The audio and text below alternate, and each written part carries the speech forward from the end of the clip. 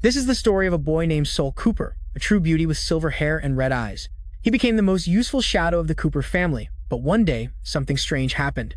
Surrounded by knights, the head of the family expelled Sal Cooper from the family and announced that he would be tried for associating with the enemy. Sal Cooper couldn't take it anymore and charged forward with an angry glare to take the head's life. But before he could attack, the knights stabbed him in the chest on the spot. Sal Cooper declared that if he had a next life, he would ensure to shred those despicable traitors into pieces. In the very next moment, he opened his eyes in his own body when he was 3 years old. At first, he didn't realize it. An ugly, chubby maid came to pour water on him and announced that someone would come to pick him up today when she saw him looking at her rudely. She slapped him as punishment, and there he looked at his reflection in the water and realized that he had truly been reincarnated, which made him excited as it was time for revenge.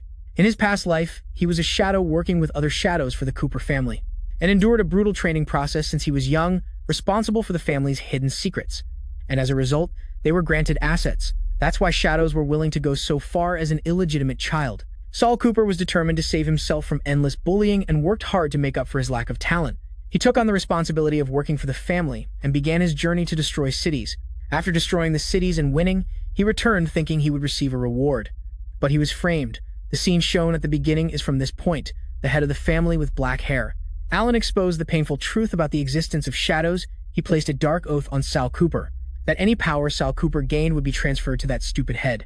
And in return, he would have to endure trauma and pain, glory and wealth, just to attract ugly bugs like the shadows. After learning this, Sal Cooper was burned by rage and charged forward to deliver the final blow.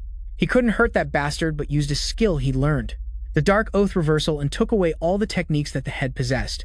Now he vowed not to repeat the same mistake and live in hell again. His stomach growled, and it seemed he hadn't eaten anything for days. A rat squeaked, catching his attention. So he planned to eat it alive in this precious life. The rat tasted better than humans on the battlefield. But before he could do anything, a few guys burst into the room to take him to Master Allan. In his past life, you had no memories due to the curse of the Dark Oath. But now you can change your life. You bit the hand of a guy and snatched the sword. With his agile body, he chopped off a guy's arm and another stepped back, groaning. This kid knows swordsmanship. Sal Cooper smiled wickedly because it was time for revenge. We are introduced to the Dark Oath magic, an ancient blood magic. The caster must pay a price with a bit of blood to turn the target into their shadow. This is such an unfair magic that the shadow cannot harm its master, and it must endure the pain that its master suffers during that time. All its power and techniques will also be transferred to its master due to its ruthless nature from 100 years ago. It was decreed that the dark chains with records of the tree shadows must be destroyed. The heir of the Cooper family, Allan. He hit his own man because his subordinate was bullied by an ordinary kid despite being well-trained. Sal Cooper was captured along with other kids, and Allan approached him in anger. He ordered his subordinates to throw him into the dungeon as a punishment for defying him. His mother, Harry Cooper, stepped in and stopped her son from going too far. This kid has no one to take care of him. That's why he's a bit rebellious. So this is not the time for punishment, but for an oath ceremony. She approached and reminded everyone about this terrible atmosphere. He also agreed to harmonize with her, but he was actually planning to kill Sal Cooper. When the time was right, she ordered all the men to leave the room, creating space for her son and casting a soundproof spell to work without interruption.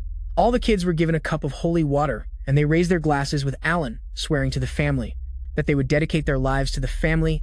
They all took a sip and fainted on the spot, except for Allan, who pricked his hand and threw a drop of his blood to activate the deadly magic. This magic would allow him to turn them into his shadows to endure his pain. After activating it, he felt energy and power flooding into his body. This made him delighted and proud to have achieved it on his first try. But suddenly, he lost strength in his legs and fell, wondering what was happening to him. His mother didn't mention the side effects. He cried out for her, but no one came. Instead, our protagonist saw Cooper standing behind him, holding a sword, and pointed the sword at him for being cowardly and hiding behind his mother. This room had been soundproofed by his mother, so no one could see how much he was crying. Allan was horrified to see Sal Cooper behind him, and he asked how he knew everything about the Dark Oath.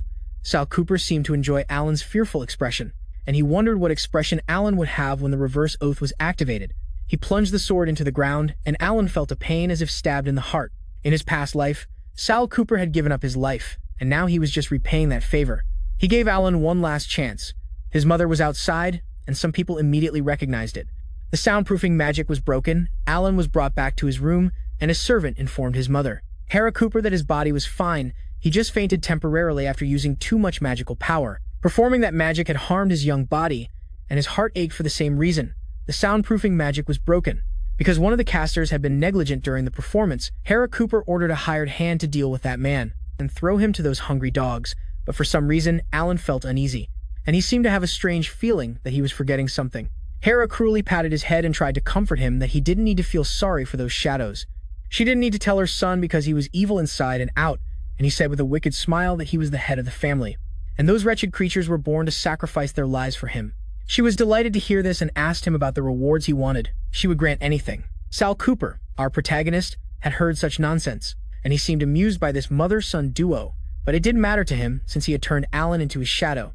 In his past life, he had acquired the blood magic book that recorded the shadow oath, and he presented it to the family, unaware that he would be a sacrifice. Fortunately, he had read the contents of the records and combined them with knowledge about regaining his power. In his past life, he only needed to drop a drop of blood to swap places with Allan and perform a reverse shadow oath. He was fully aware that his 3-year-old body could not withstand them. That's why he would practice at Flaming Cliff, where the challenges created by the Cooper family were, and the chosen shadows practiced themselves and became sacrifices for the family. The challenge was like the story of Prometheus, who sacrificed himself. Enduring the pecking of those hungry eagles and bringing fire to mankind, the Cooper family also threw a group of children down below, into the burning cliff. They were ordered to go through the thorny path, pecked by the eagles, and they were not allowed to leave the area until they reached the top of the cliff. It continued until the first shadow reached the top and received blessings from the Griffin eagle. He also received a body that would never be harmed under any circumstances. Right now, the training officer, Enos Walker, is supervising this test for a group of little kids. They have 3 days to reach the peak of survival, no matter what methods they use. And the deserters will face the death penalty after he blows the whistle and the time starts. The short-legged kids start running in panic, but Sal Cooper stays calm and climbs the cliff. Instead of going through the slope, Enos Walker learned from a guy that this is Sal Cooper. An illegitimate child has made Allan furious. They mock him for climbing with bare hands. Even Enos comes up with an interesting idea and waits for someone to show up. Griffin and Eagle appear, scaring the little kids as Sal Cooper reaches halfway. Griffin hunts the little kids and swallows them alive while Griffin is busy with his own business. Enos Walker shoots an arrow at Griffin, lightly grazing him. Griffin becomes angry and shifts his attention to Sal Cooper.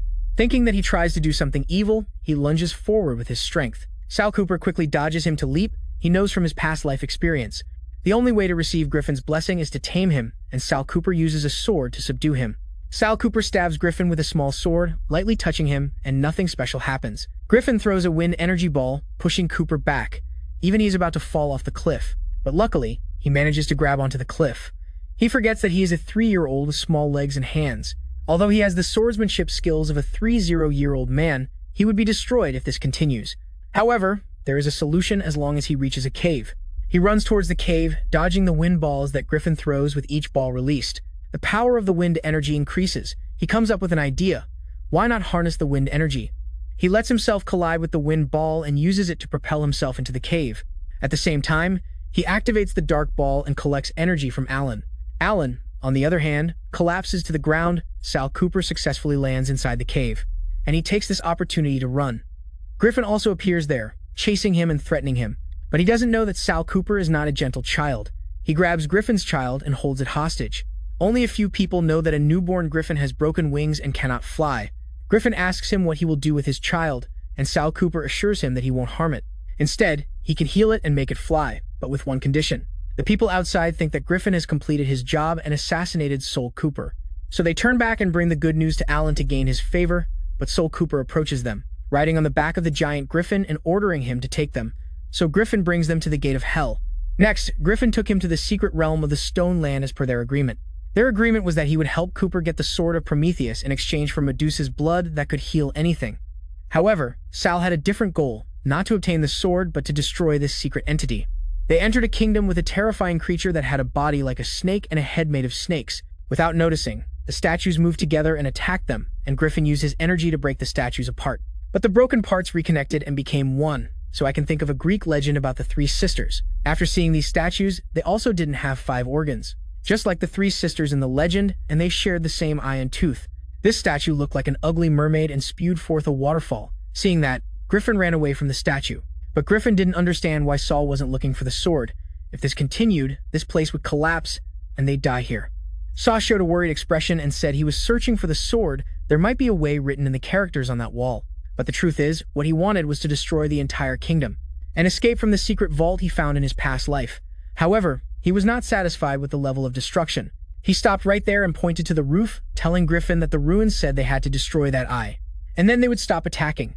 Griffin heard his request and flew up to the roof to remove the eye. After removing it, the ugly mermaid lost her composure and turned into water.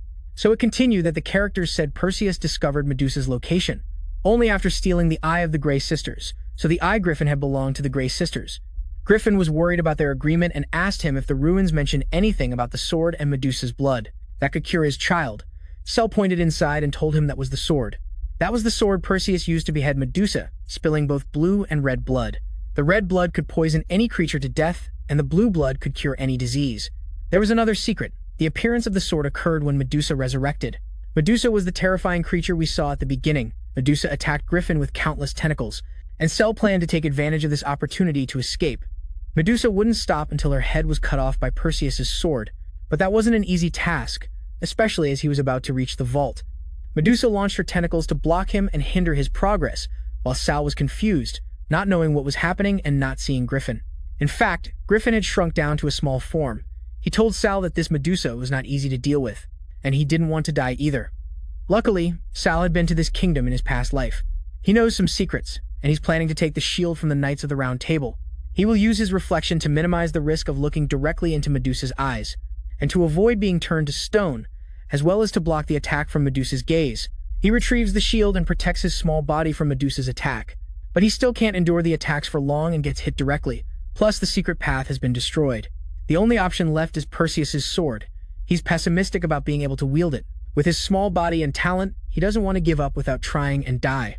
He runs to the sword and easily pulls it up, which surprises him, as Medusa holds his small body in her tentacles. While he's pondering why he can hold the sword, he reminisces that Allan was also able to wield this sword with minimal effort. His mother used a memory erasing spell to keep Sal Cooper unconscious, and stripped him of his talent. Now Sal Cooper unleashes his power like a Super Saiyan, and slices through Medusa's sword swings in the blink of an eye. Griffin is watching this scene, and can't believe Sal did it so easily. Sal Cooper finally remembers what happened to him in his past life. He had sword skills at a level equal to or higher, but they were stripped away and handed over to Allan. Now he has succeeded in defeating Medusa and filling a vial with her blood. Meanwhile, he smiles wickedly because things are getting interesting, and he wants revenge badly. Griffin doesn't understand what's wrong with this kid and wants to escape as soon as possible. Sal Cooper calls him and asks if his head is made of metal. Griffin breaks the cave with his dumb head, and Sal Cooper jumps over him. Griffin understands. Now Sal Cooper plans to collapse the cave from the top, but everything will be fine if it ends well. He'll let that slide as long as he treats his kid's wounds outside. Griffin blesses Sal Cooper with a body that will never be injured no matter how many times he gets attacked. Sal Cooper also feels the power flowing through his body, and his wounds are healing. Now, it's good because he doesn't need to transfer his wounds to Allan. And further raise suspicions, he needs to hide his sword-wielding talent. As he gives blood to baby Griffin, his broken wings recover, and he flies up excitedly. Sal Cooper feels sorry for baby Griffin because he knows how to fly. But he will become a big bird if he doesn't take any master before his age. After all, Big Griffin became strong only after training under a skilled master. Griffin also reflects on the advice of his master, who fed him human brains. That's why you can become stronger, but your master died many years ago. So if you're wondering where you'll find a new master for your child, suddenly a thought crosses your mind. You ask Cooper to take your child as a pet monster, having observed that Sal Cooper has excellent skills. He might even surpass Blood Cooper in the future. In fact, Sal Cooper mentioned that. With this outcome in mind, you agree to take in baby Griffin. In return, he has to agree to tell you all the information related to Blood Cooper, and the valuable key that can unlock the place where the Cooper family worships. The soul of the blade, Lady Harry Cooper, and her maid discuss Allan's health. She is surprised to hear that no one can figure out why Allan fainted for no reason. Her maid reassures her that Allan is under the protection of the Dark Oath and loose. The Dark also provides him strength while taking on his injuries, just as Sal Cooper predicted. She finds the whole situation strange and suspects something is behind it. After everything that's been happening since the Dark Ceremony, her maid brings her another piece of news. Sal Cooper has claimed first place as predicted and used Griffin to take out those uncles, those who were supervising the competition. Moreover, he has also tamed Griffin's son. She is shocked and unable to process the tea, ordering her maid to call Sal Cooper. Sal Cooper appears in a cute outfit, and she asks him why he took down those uncles. Sal Cooper shifts into monster mode to say that he did all this for family. Those guys are useless and were killed by a 3-year-old kid, so the family doesn't need trash like them. She makes another scary face after hearing him. Her expression of hatred and anger is a highlight for Sal Cooper. Instead of exploding with anger, she orders her maid Doug. To reward Sal Cooper with a recovery in the Eden Spring, Sal Cooper bows his head to thank her and leaves. After he leaves, she orders Doug to speed up the research on the plundered magic. She is jealous of Sal Cooper and wants to strip him of his talent. Before the Soul Sword inheritance ceremony, she doesn't want to reveal that Allan has no talent. Otherwise, his position as the heir will be shaken. Sal Cooper arrives at Eden Spring. Remembering what Griffin told him about it, his master used forbidden magic to seal his soul. Under Eden Spring, his goal is to pass on the swordsmanship skills he has acquired to the heir, with top swordsmanship skills to ensure the Cooper family's position is not diminished. Throughout the Empire, Griffin also gave him a key and guided him to swim along the underground current, where he will reach an underground cave. This key will lead him to the owner. However, there's something strange about Eden Spring, and its owner uses blood magic. So, he's not going to be easy to handle. Sal Cooper knows things won't be simple for him. The two kids in the spring talk about him, impressed by the one who took down Griffin alone. But the two ugly guys are jealous, just like Harry Potter has Drake as a rival. Sal Cooper confronts them, but those two ugly guys interrupt and add that Sal Cooper is just the son of a prostitute. Sal Cooper recognizes them. The one with buck teeth is Renal Oars, and the other is the dog by his side. Both used to be his subordinates. But that's just pretense. They're just pawns Allan placed, and they made it all up. Baseless accusations of him collaborating with a hostile nation. This bunny boy mocks Sal Cooper, saying he didn't expect Sal to reach the top first with his monkey-like legs. Sal doesn't respond to him, which angers him, and he rushes in to punch Sal. To test his impenetrable physical strength, Sal blocks his punch and twists his arm like wringing out a towel. His loyal dog pulls out a dagger and stabs Sal, but Sal uses Buggy Boy as a shield. They happen to be near Eden Spring, so Sal throws him into the water. The water can heal his injuries. He must use it in the future for training purposes. Sal observes the aura of black magic possessing Buggy Boy's body and wonders why this evil magic, equivalent to blood magic, appears in a spring that can heal any wound. Perhaps that's what Griffin mentioned when he referred to something strange in the water. Whatever it is, he plans to reach the bottom without touching a single drop of water. Suddenly, he hears a familiar voice making noise and turns to see a guy dragging her away. Grabbing her hair, he realizes it's Andrea. The guy is taking her somewhere to beat her. Because she couldn't serve tea properly, she resists, making the guy angry. And just as he's about to hit her right there, Cooper appears on the scene. He slashes the guy, tearing his body in half like ripping a piece of bread for a sandwich. This creates a commotion around them. Andrea is surprised by his appearance and sees Sal Cooper as a charming prince come to save her, while Sal Cooper thinks she's trembling in fear. So he apologizes to her for scaring her, but she thanks him and introduces herself as Andrea, and asks for his name in return. Andrea and Sal Cooper were once close friends in his past life. They fought together for days, and she possessed a talent superior to anyone her age. It seems they both had feelings for each other in their past life. Now, she stirs the heart of the ruthless boy.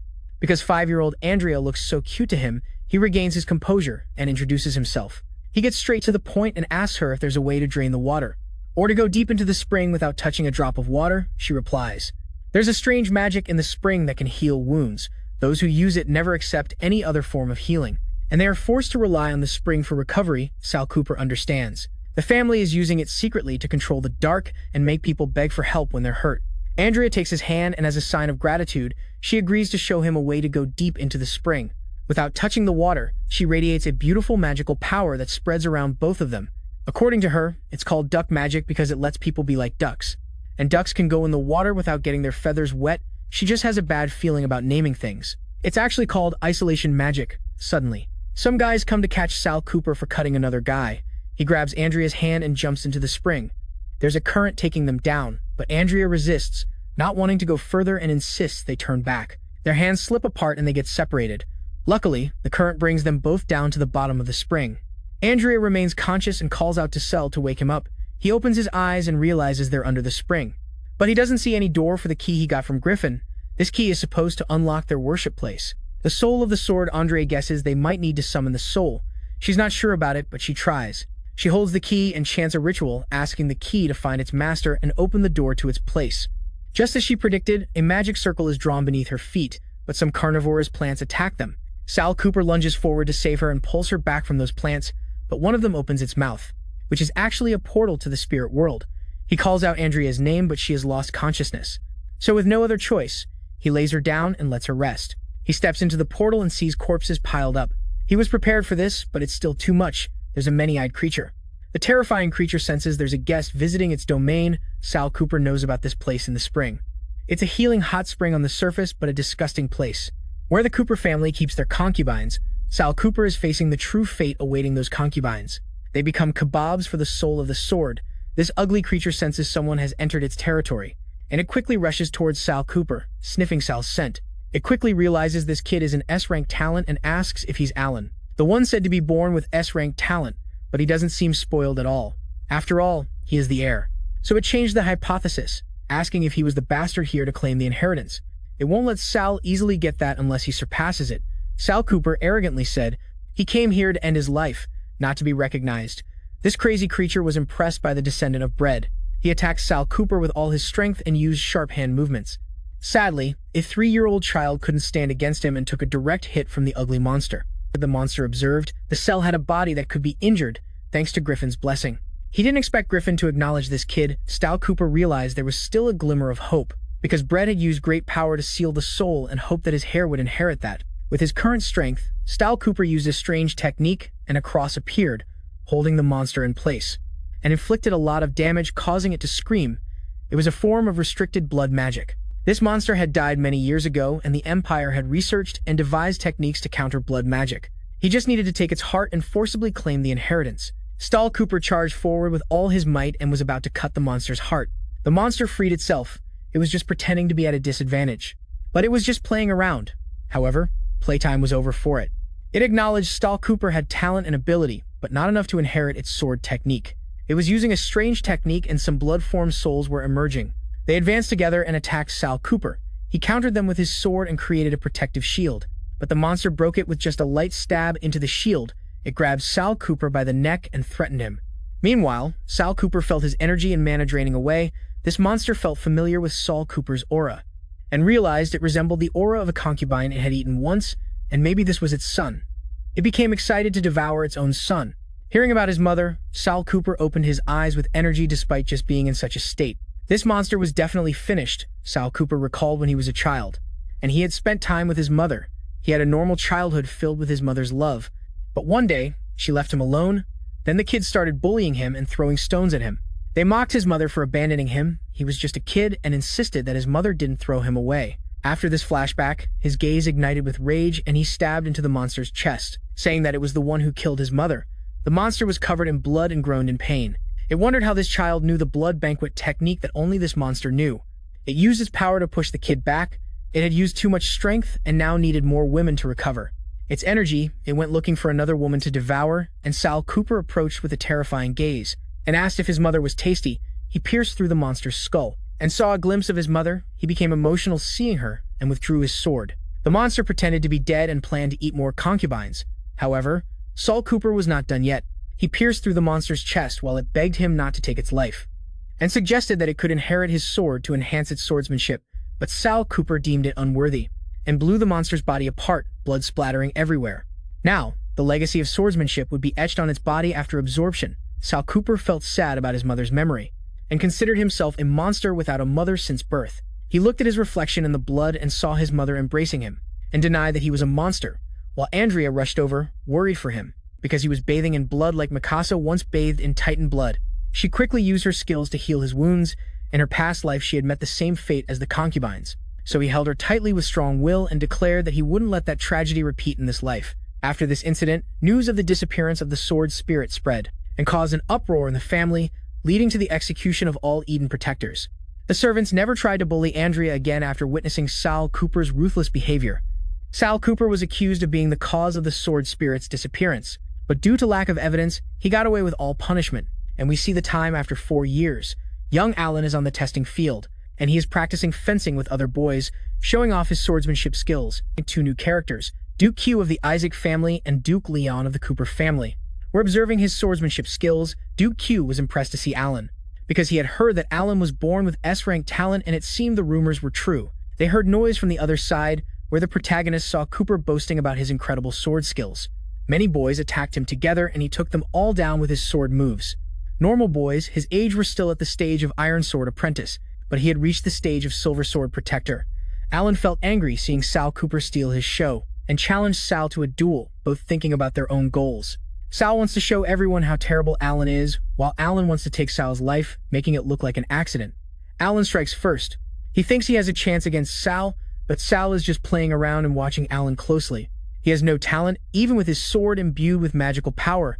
It's weak and only artificially enhanced. Sal makes a strike, showing what a real hit looks like. He hits Allan in the eye and injures him. Duke Q starts laughing after seeing this and admits he misjudged Allan's abilities. There's nothing commendable about them. And those servants are just putting on a show.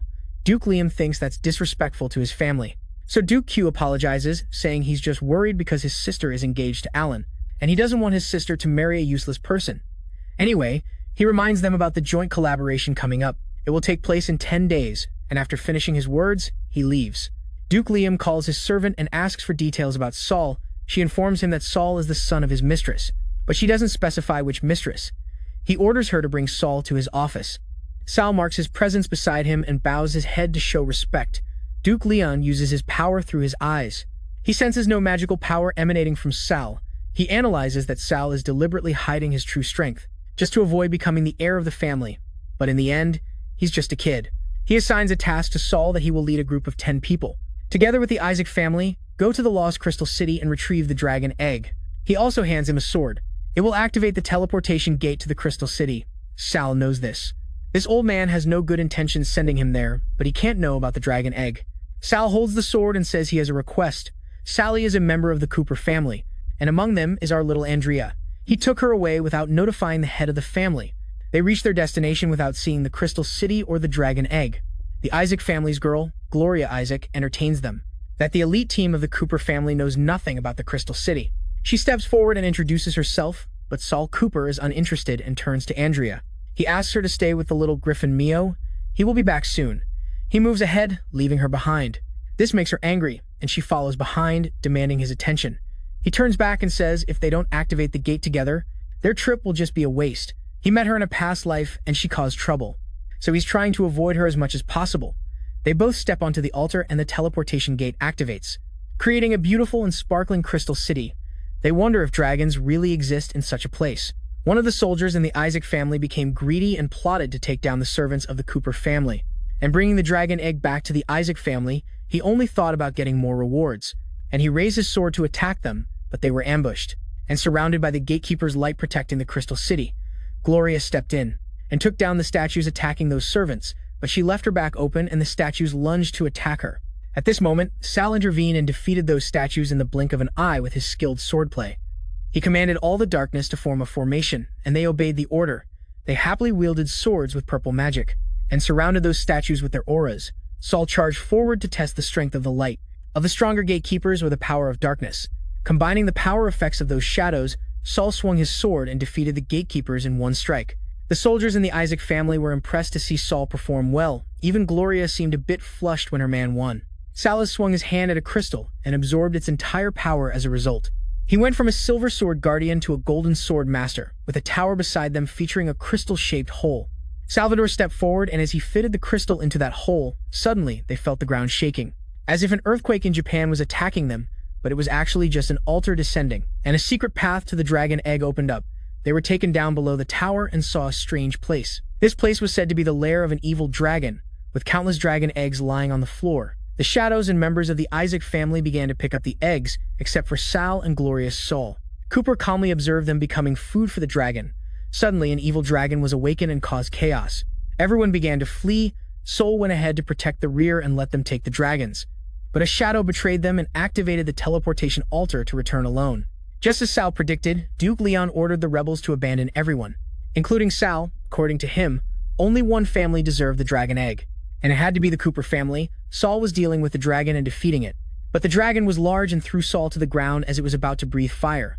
Glorious Sal stepped up and created a moonlight shield to protect himself, and Sal, the dragon, lowered its guard. So Glorious Sal urged Sal to attack it at this opportunity, but he didn't move. She thought he was exhausted to the point of having no strength to move, so she came to use her trump card, the Dance of Destruction, and she leaped around the dragon. Slashing at its every part, Sal now showcased his ultimate swordsmanship legacy.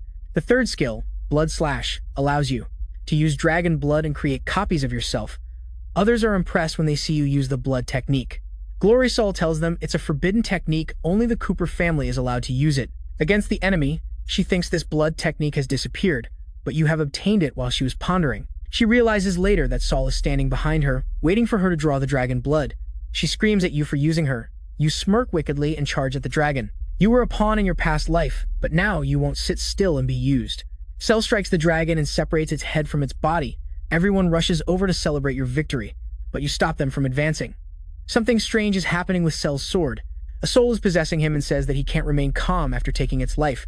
He will become like it, and he will need more flesh and blood to maintain his strength, just as the soul commands him. He steps forward to take them and drink their blood, but just then Andrea appears, and uses her skill to awaken him from his trance. After a while, he wakes up and sees Andrea beside him. She informs him that she has used a purification spell on him so that the demon won't possess him for a while. She tries to cheer him up and brings a demon egg that was left there. She hasn't told Isaac's family about the egg, and Gloria has returned with her team. In fact, he isn't worried about the egg. He has planned for Mayo, the little Griffin, to take Andrea to a predetermined location and lie about her sudden death, but his plan has failed. He's angry with the little bird, Mayo, for not completing a simple task, and Mayo responds that Andrea has been worried about him and has entered that land. Anyway, they have captured the rebel who tried to betray them, and they are holding him behind Sal, those shadows, including that rabbit guy. Moving forward with their swords, Sal realizes they are revealing their true nature, and they attack him to seize the dragon egg, but they go through him and stab the rebel. They all kneel before Sal and apologize for their rudeness. They also swear loyalty to Sal, and prepare mentally to fight against the family if he doesn't save them. They would have been dead long ago. At the same time, the dragon egg cracks open and the dragon hatchling emerges. Demon dragons only follow the strongest. Sal raises his hand and asks if it will follow him as its master. The hatchling allows him to touch it and accepts him as its master. Sal Cooper's followers congratulate him for taming a dragon, and from that day on, a rebel army against the families was formed at the family estate.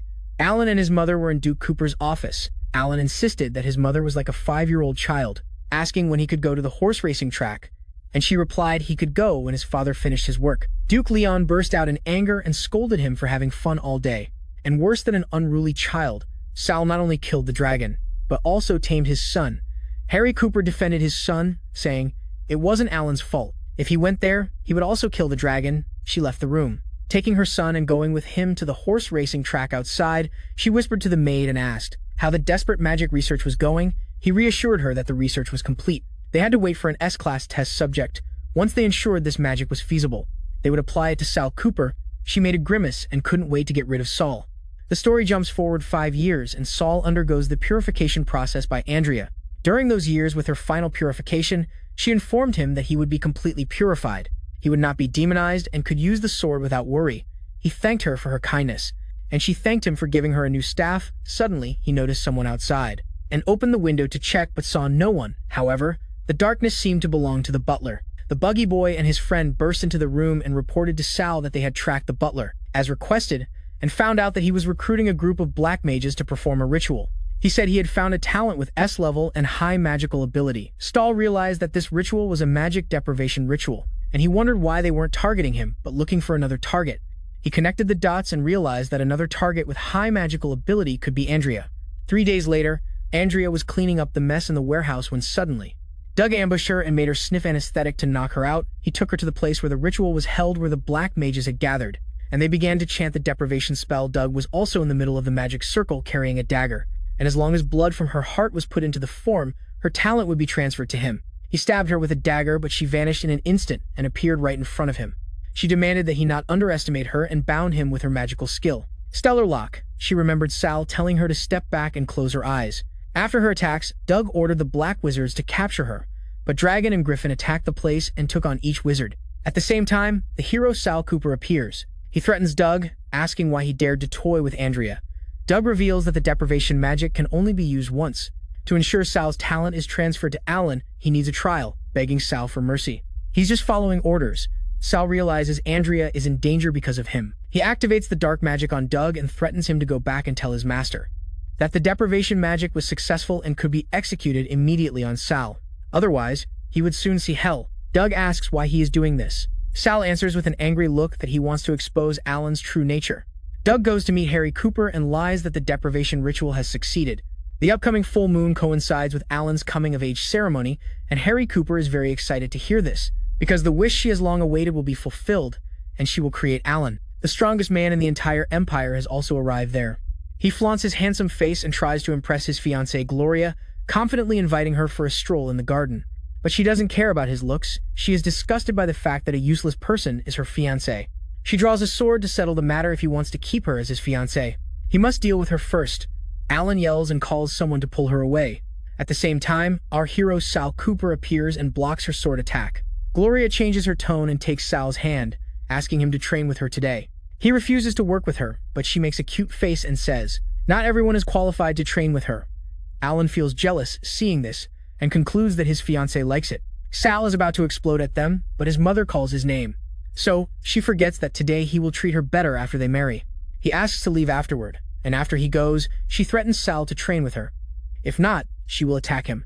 Sal agrees to train with her, but he wants her to arrange a meeting with her brother.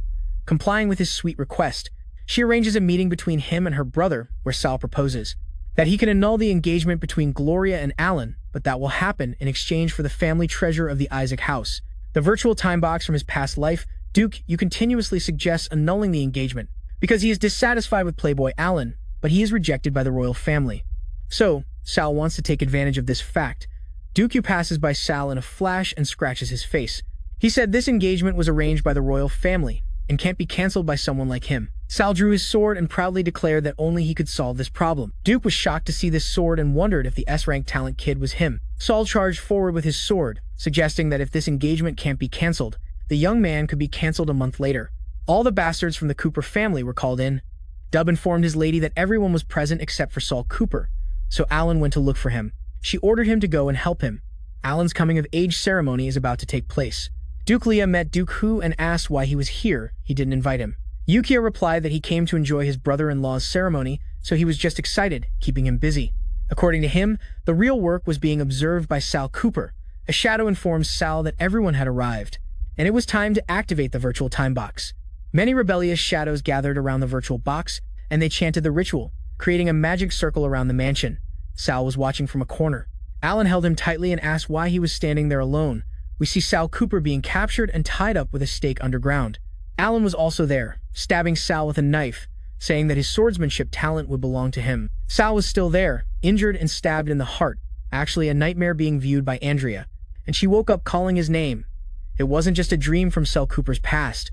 She had seen it with the power of skill, the power of the stars only awakened in this era, and it allowed them to look into the past and future through fragments.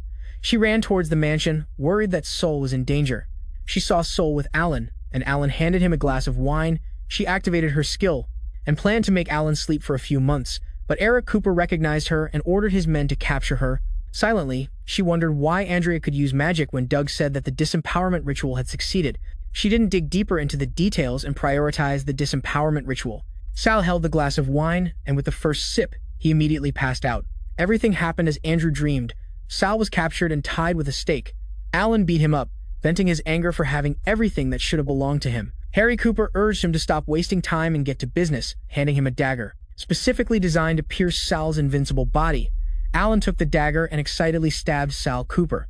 Because all of Sal's talents and powers would be transferred to him, he would be the true heir of the Cooper family, and no one could stand above him. But suddenly Sal Cooper burst out laughing, and quickly broke free from the weak chains. He snapped his fingers and the surroundings lit up, showing that they are actually in the banquet hall. With guests arriving and watching the entire performance, they can't believe Allan is such a boy and that all the legends about him being an S-rank talent are true. It's a complete lie. Cooper is shocked. How did Sol know this would happen? But the most important thing is to plead for salvation. Now Allan and Harry Cooper declare that Sal is just trying to trap them. Duke Hugh starts clapping in delight. This makes Duke Leon, standing next to him, feel embarrassed. Duke Leon turns pale with shame and calls out to Allan sternly. Hera tries to defend Allan in front of the Duke by taking all the blame on herself, but the Duke pays little attention to her and slaps Allan hard, sending him flying. Sally is impressed by the Duke's ruthlessness. Allan still doesn't understand. Even after being slapped so hard, he starts rambling about how Sally is an illegitimate child, and unworthy of anything. Hara tries to stop him, but it doesn't deter him. Instead, the whispers of everyone there about his foolishness make him realize his stupidity and shut up. Hearing his arguments, Duke Liam becomes angry and declares the start of a succession competition among his children, raising the spirits of all Duke Liam's children, and malice begins to flow from them. All of them become eager to compete with each other, and intend to kill Allan first, as Q starts laughing at this situation, that he has finally witnessed the family spirit of the Coopers that everyone talks about. He cancels the engagement between the two families because he doesn't want his sister to marry a weakling like Allan. Doug Liam is angry because everything happening here is due to the virtual timing. The power cell box must ally with Duke Q, and if anything happens here, reaching the royal family, it would only harm the reputation of the Cooper family. It's better to step back now and sort everything out later, so he bids farewell to Duke Hugh, and tells him that he will explain everything to the king after saying goodbye to him. Now he faces Sal and points his sword at Sal's chest, warning that he can fight for the title of heir, but cannot do anything to harm the family's reputation. Otherwise, he will make him disappear. Sal mocks this remark and asks if the Duke thinks the heir position is important to him. He accepts his challenge and says that if he wants to make him disappear, then why not make him disappear right now, seeing the light in Sal's eyes. The Duke is worried about his intentions and steps back. His assistant asks if he isn't going to say anything to him. So the Duke replies that he is very useful to the family and looks forward to what he will do in the future. In fact, the Duke's thoughts about Sal are very different, and he finds him unlikable. On the other hand, in Allan's room, Harry is scolding his servant Doug, asking who leaked information about their actions to Sal, but his servant doesn't know either. Another of her servants, who is holding Andrea captive, asks her about her punishment. She sternly replied to the servant that he should only let Andrea prepare food for the wicked creatures. But when she turned back while screaming, she remembered that Andrea had used magic earlier.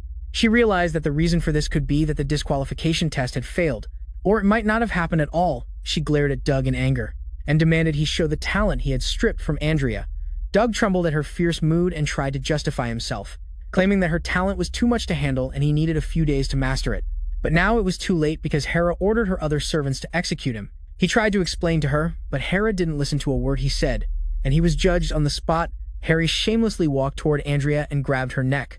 Demanding she hand over her talent to Harry, she began to withdraw her power. But seeing no burns on her skin, she realized that Andrea had an ice spirit body. Girls with ice spirit bodies who have reached maturity can become hobgoblins, while the men with hobgoblins beside them can enhance their strength.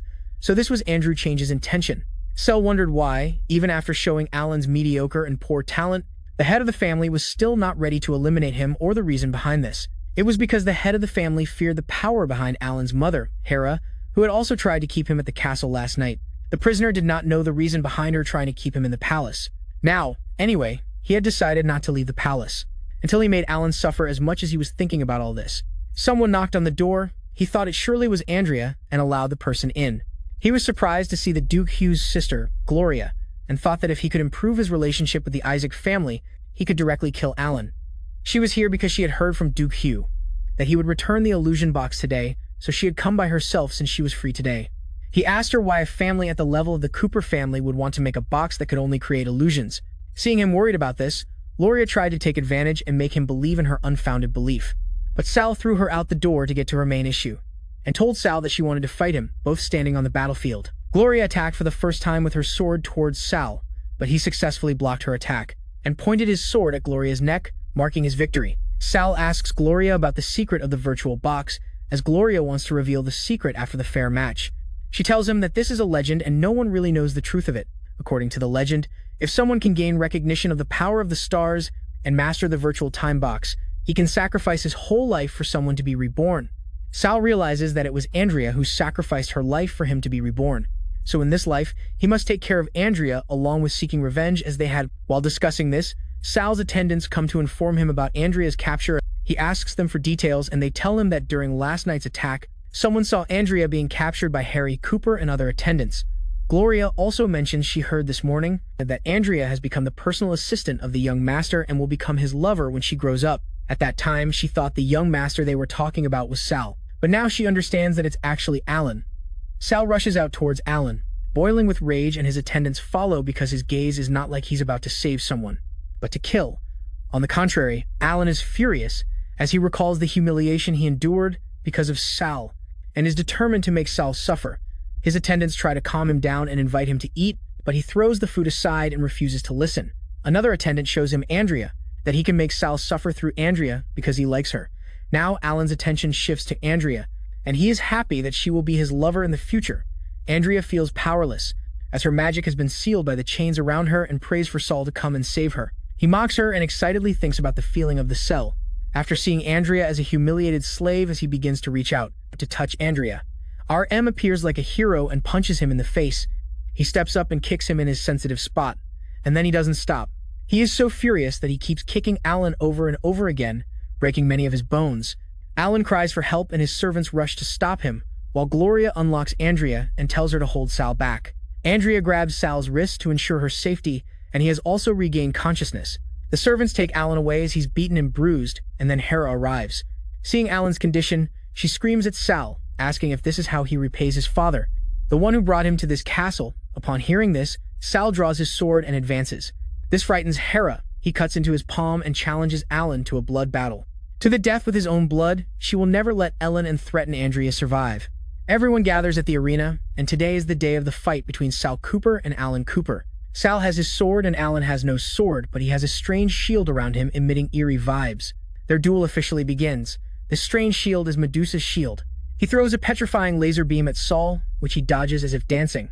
He doesn't take direct damage since petrification doesn't count as harm, and he can't transfer it through Shadow Oath, so he has to destroy the shield first. Allan confidently fires a beam at Sal, saying he couldn't have expected this. Sal stole the sword from Permis, and he replaced it with the Medusa shield. This is fate between a rebel and a child of destiny. Sal charges at Allan with his sword, filled with rage, and Allan raises his shield to protect himself. But that's exactly what Sal wanted. He cuts through the Medusa shield, rendering it useless, and even slashes at Allan.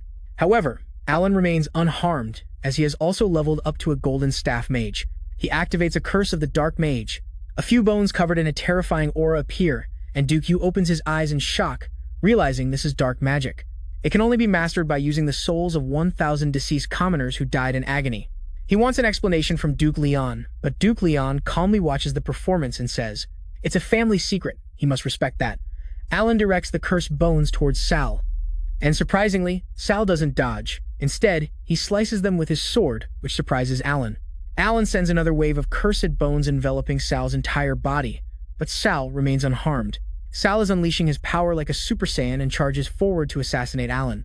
But a slash at Allan hits a bastard bound to Allan through the Dark Oath. So Sal steps back to avoid harming the innocent. Allan unleashes another dark magic skill, Staff of Life, which extracts the life energy of others and attacks wicked targets. Allan applies it around the other shadows and extracts their life energy, turning them into dried seaweed. His skeletal staff is enriched with their life energy, and he continues to punish those bastards. But Sal refuses to become a beast like them. He activates his trump card. Forbidden magic forms blood, and his own blood swirls around Allan's cursed staff.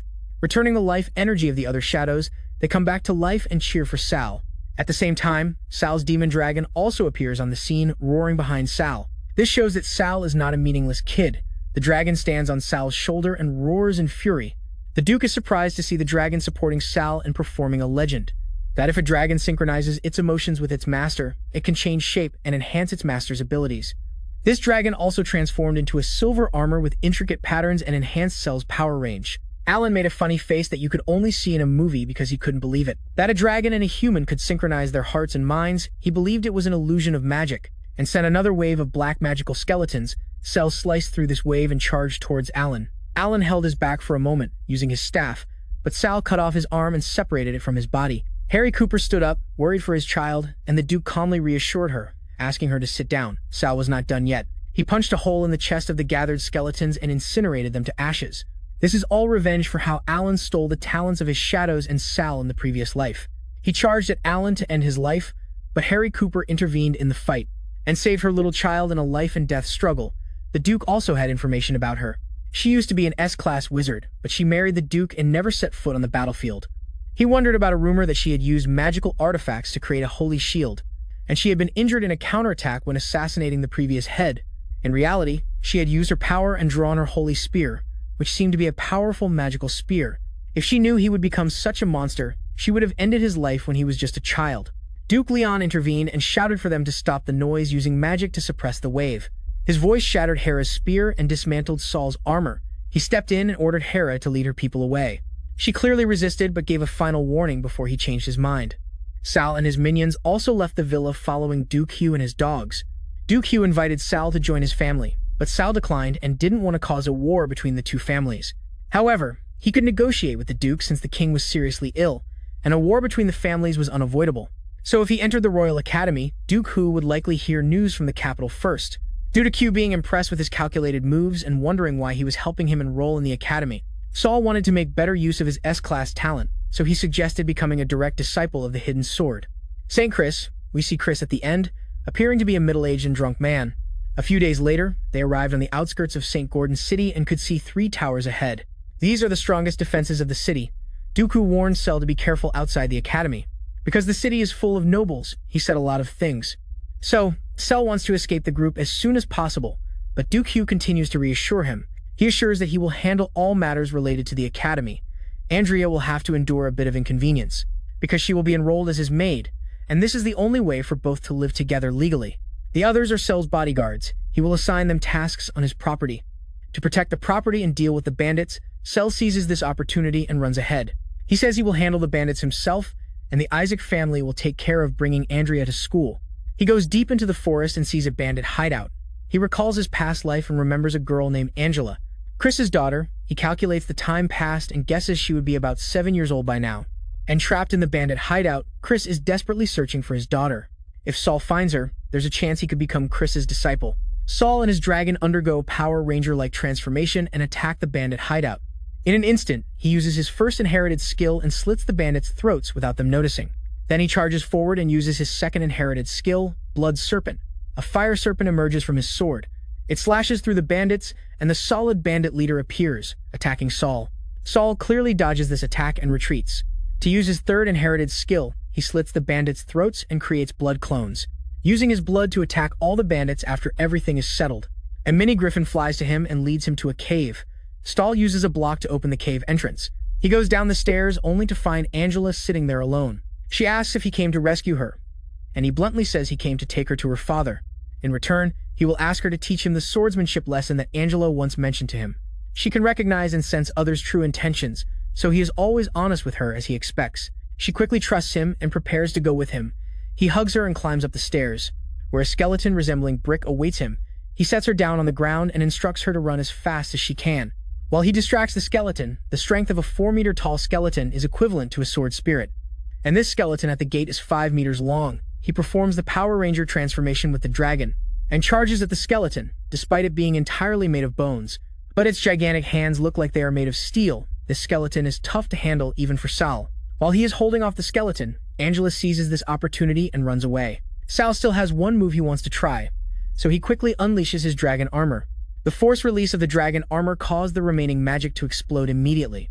Creating a shockwave, the skeleton lost the dark aura surrounding him, and Sal became confident that he could handle the bones. He planned to get Angela out of there, but the skeleton realized his plan and charged at Angela. It unleashed a strange but toxic energy from its mouth that was about to hit Angela. But Mini Griffin saved her just in time due to her weight. Griffin couldn't handle her and dropped her into the hands of Prince Sal Cooper, who ran toward the gate. He discovered a magic array drawn at the gate that he had to destroy to escape, but the skeleton was still pursuing him, throwing dark magic bullets, not giving him time to analyze the magic array and find its core. Angela asked him if the core he mentioned was in a place they weren't allowed to enter, and he agreed. So, she told him when they got her out for a bit, they weren't allowed to go to certain places. She pointed to a storage room and said that was one of those places. He quickly ran to that location while the skeleton followed him, but thanks to its damn weight, its movement slowed down. They ran to the storage room and saw a large orb. Covered by a sinister aura, Angela's eyes ignited with blue flames as she heard it calling to her. They approached the orb, and she was blessed by Sal's grace just as the skeleton slammed into the storage. They moved to the next place, where a black orb was placed on a magic circle. This surprised Sal, but before they could do anything, the skeleton also arrived and began to smash it. The one who set up the magic array activated the skeleton's self-destruction. It released dark energy and many large, hard bones spun around them. To condense into the shape of a ball, Sal set Angela down. He warned her that he would use a special move and might lose his mind. So, he had to find a way to protect himself. He used his 4th inherited skill. It was a bloody battle in which a sword demon possessed him, and he struck the skeleton with his fire-immune sword. But now the demon had taken over his body, and Angela felt something was off with her. Older brother Chris was drunk outside the Royal Academy when a man in a cloak came to inform him of a death. The one who brought the death of the second prince had stepped out of the city. Chris became cautious and immediately left to track down the bringer of death, leaving his bottle behind for the other man. The man in the cloak wore a demon mask and seemed pleased to see his master had finally arrived. The man in the cloak is wearing a demonic mask and seems delighted to see his master finally arrive. On the other hand, Sal has lost his mind in the demon's possession and even attacks Angela. Griffin and Dragon confront Sal and protect Angela from his destructive behavior. She remembers what he said about losing his mind, so she uses the bow she received from Sal's grace, and the frozen arrow. Sal obviously dodges this arrow and counterattacks while Sal's pet protects her. Sal laughed cruelly and wondered which part of her body he should eat first. Nami, the demon, He grabbed her neck and planned to start tearing her apart from the chest, which would make blood drip down and satisfy his thirst. Angela wouldn't give up on her big brother, and cried as a tear fell on his face. This drop was enough to wake Sal from his deep sleep, and he resisted. Returning to the demon, this demon told Sal that he couldn't escape his mind's control, but Sal had prepared an attack. He activated his blood feast skill, and his own blood flowed out of his body. The demon warned him that he couldn't destroy his body, and he couldn't become a great swordsman, but Sal was confident that Chris would help him solve the problem. And this demon possession problem would be resolved soon. After a while, Deprivation arrived at the bandit's hideout and thought that Sal had tried to bring trouble to the Emperor as he was about to stab Sal. Angela stepped forward and protected Sal, but before he could do anything, his hands and arms were chopped to pieces and his entire body was cut apart. This was done by none other than Chris, and that's why Sal longed to become his disciple. He picked up Angela and turned back, but she resisted and insisted that she didn't want to leave her big brother. Chris turned to Sal and asked if he wanted him to heal his body. Sal, on the sickbed, said that he risked his life not only to receive treatment, but also to inherit his legacy. His mistakes may have caused problems, but they also freed Chris from the control of the second prince. A few days later, Sal went with Chris to the Royal Academy. Chris informed him that he had announced Sal would become his disciple and inherit his title. In the future, this meant Sal had become an enemy of everyone in the academy, and he could choose not to become his disciple at any time. There were many rumors about Sal spreading around, but he didn't care about them. However, there was a guy named William, who was a master of the golden sword and ranked first in the Royal Academy, stepped forward and pointed his sword at Sal. He saw Sal as a villain who threatened his own brothers, and tricked Chris with his schemes, so he challenged Sal to a duel and stripped him of all his honor. Sal sensed an ominous aura from the others as they tried to hide their murderous intent. He quickly concluded that the second Prince Sandro was involved with those bandits, and he was exploiting William's sense of justice to deal with Sal in Sal's past life. William challenged him to a duel because others were taking advantage of him, and it was happening again. Sal also drew his sword and accepted his challenge, with everyone surrounding them cheering for William. William charged forward first with his shimmering electric sword, but Sal surpassed him in the blink of an eye. Using his blood magic and his aura instilled fear in William. However, William overcame his fear and countered with his combination attack. This surprised Sal, who dodged the attack and activated his demonic blood magic technique.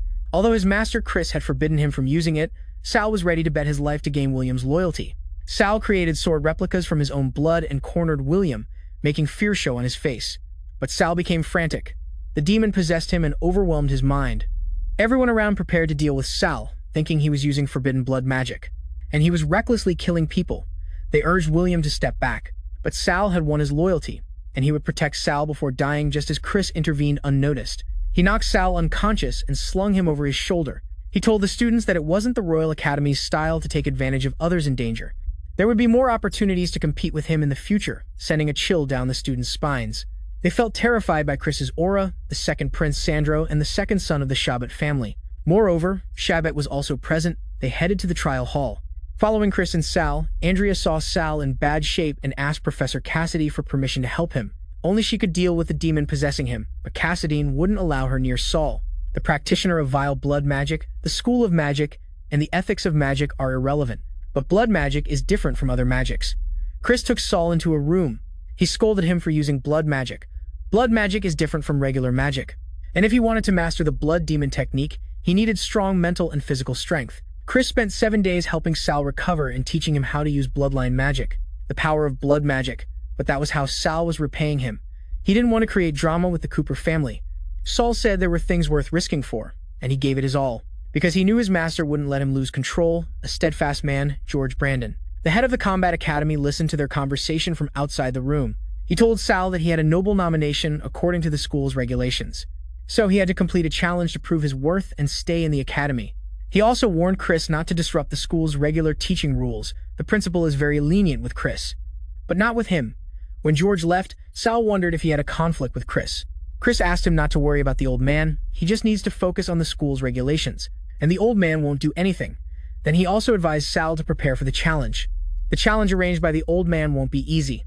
The soul has a challenge set up in his secret realm, and on the night of the challenge, we see a villain giving a type of drug to another person. He instructed him to pour the drug into the water source. He wanted the soul to go insane, and Chris acted, either to hold him back or take his life. The next day, William approached Sal and talked about the mission, that it would be very difficult to complete. Sal knew George seemed to have a conflict with his teacher, so he would intentionally make it difficult for him. Both went to the great hall where everyone had gathered. Andrea and Gloria were also there. Andrea waved excitedly, but Sal shook his head and went to Felix to register. Felix is a resident student and a disciple of George, and he looks like a brother of Orochimaru. He explained there was a mutation in the secret realm. The difficulty level of Sal's challenge mission has been raised to very dangerous. It requires a team of at least 4 people. William suggested he change to normal difficulty alone, but Felix explained that solo missions would start next week and Sal required him to complete the mission within 3 days. To officially join the academy, candidates around complained and said nonsense about him. They didn't want him to join the Yoon Felix Academy, challenging Sal on whether he could gather people or leave the academy safely. Sal proudly asked if Felix thought he couldn't find his teammates, but that didn't matter to Felix.